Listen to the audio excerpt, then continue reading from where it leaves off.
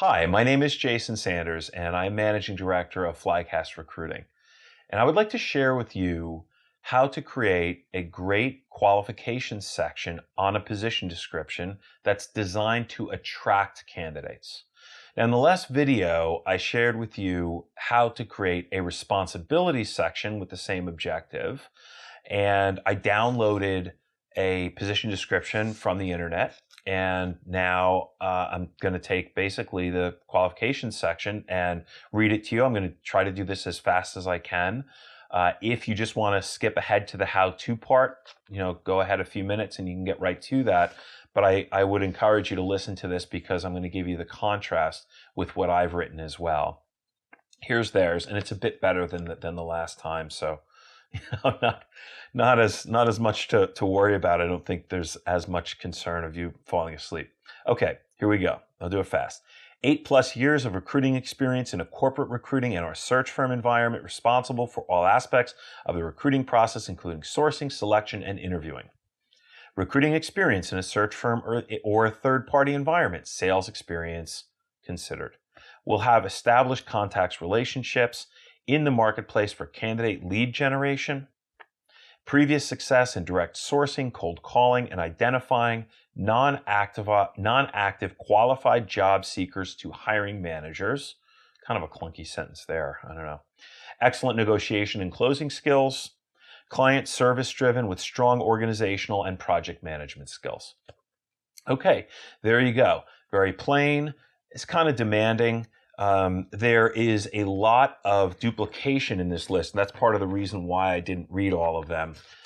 Plus, it gets a little bit long. But that's one of the things that I found in position description is that there's a lot of duplication, and you really don't need to do it.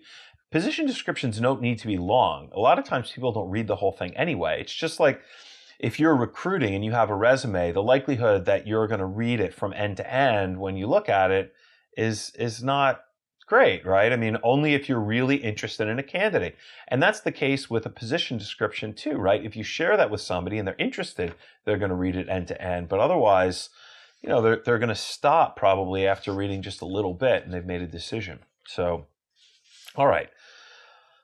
So this is mine, and the top sentence is one that really, in a lot of ways, incorporates the whole thing. And I could probably, as a recruiter, use this to fill this position. Although we'll get into the details of it as well, because you really can't recruit with a one-sentence qualification section as much as I'd like to.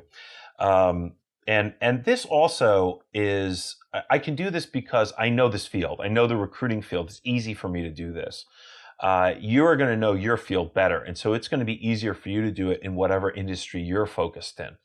And that's why I'm doing recruiting. It's just a little bit easier for me to put these together. But again, the how-tos will help you do this for yourself. Okay, first sentence.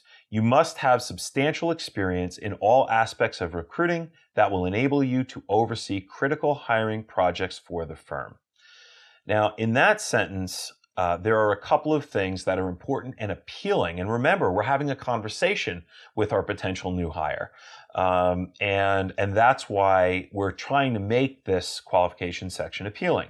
The first one is the word substantial. Substantial experience. Sounds better than 8+ years of recruiting experience, because you don't want somebody that's just warmed a chair for 8.5 years. You want somebody who's done something of meaning, right?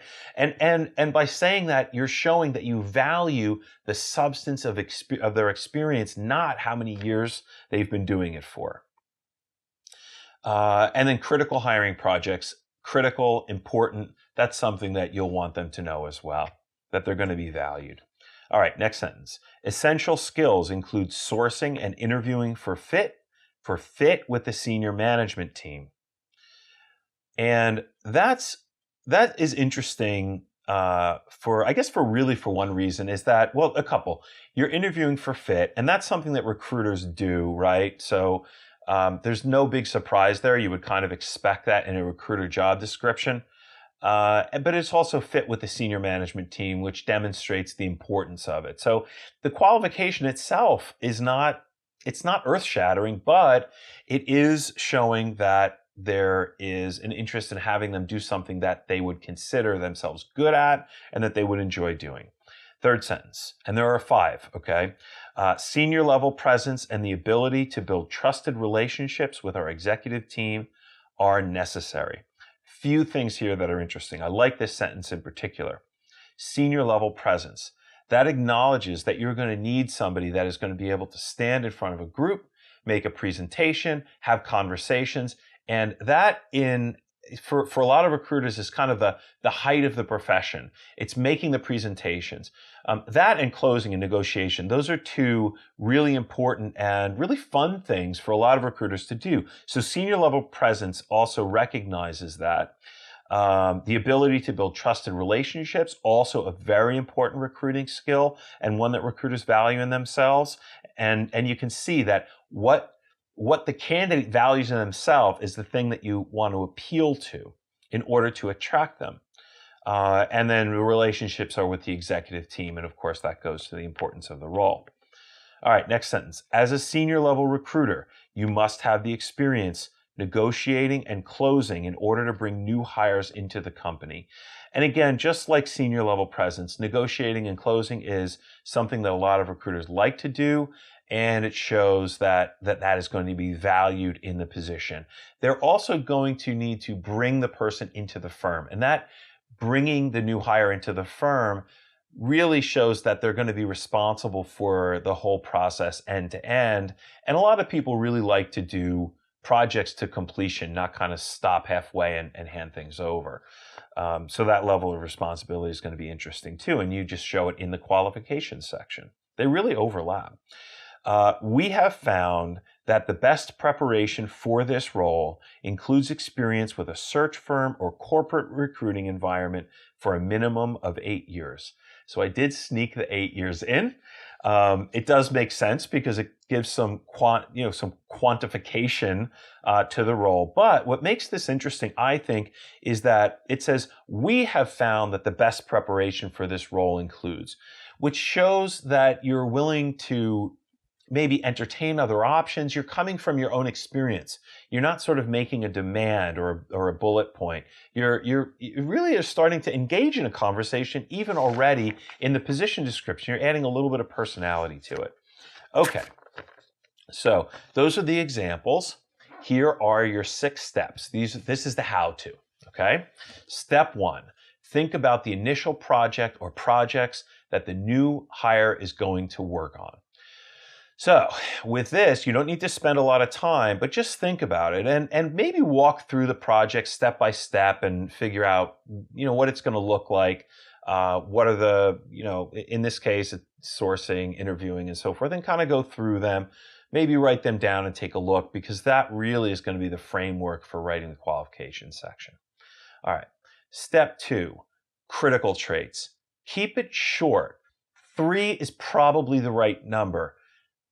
2 is probably a bit small. 4 maybe okay. 5, 6, there really aren't 5 critical experiences for any role. And the reason why is that any critical experience ought to incorporate other experiences with it. So in the recruiting sense,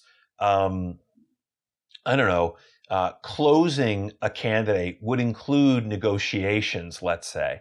So you would get 2 in one. Now we have negotiation and closing, but it's sort of one concept. And you'll want to look for putting those concepts together in your position descriptions, in your qualifications section as well.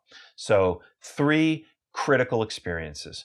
Then step 3, now list the non-critical experiences, the nice to haves, basic skills, like communication skills might be on there.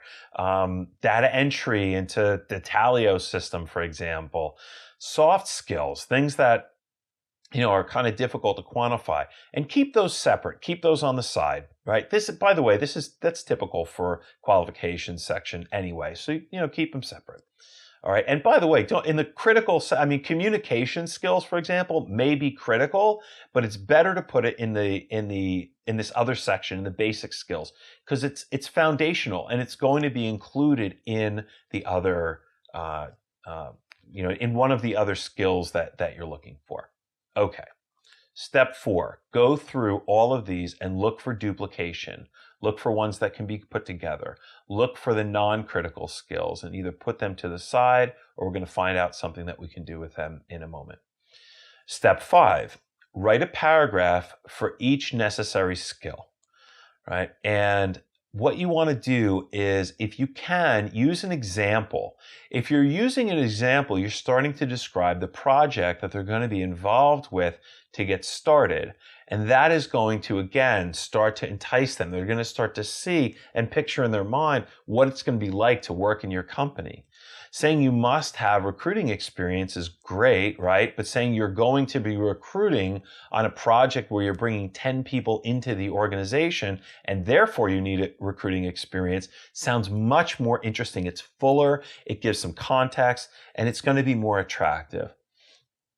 And then finally, the smaller things, the non-critical skills, maybe the foundational skills, just write one sentence. Like, keep it to the side. Keep it small and short.